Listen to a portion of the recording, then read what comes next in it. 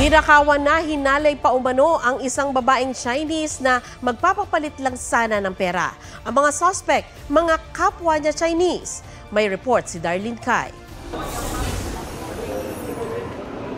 Balisa at hindi makapagsalita ang 38 taong gulang na babaeng Chinese national na ito habang nagre-report sa Pasay Police.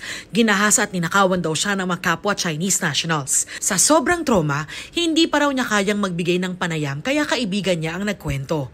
Nakahanap daw ang biktima online na magpapalit ng perang Chinese yuan sa Philippine peso. Babae raw ang nakausap niya, pero they agreed that they will be meeting up in somewhere in a hotel in Pasay for the currency exchange.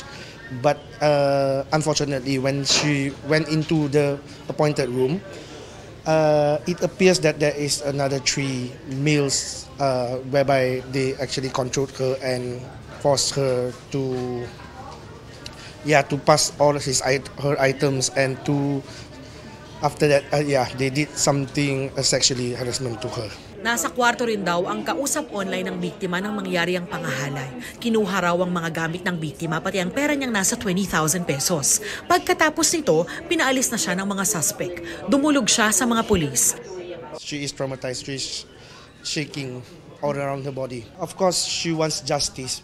Inabutan ng Pasay Police sa hotel ang isang lalaki at isang babaeng parehong Chinese national na positibo raw kinilala ng biktima. Nakuhanan ng 2 baril ang mga suspect.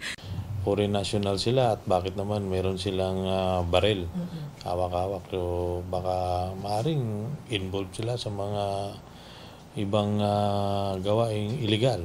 Tinutugis ang 2 pang suspect. Tumanggi magbigay ng panayam ang mga naarestong suspect na hindi raw marunong mag-Ingles. Darlene Kai, nagbabalita para sa GMA Integrated News.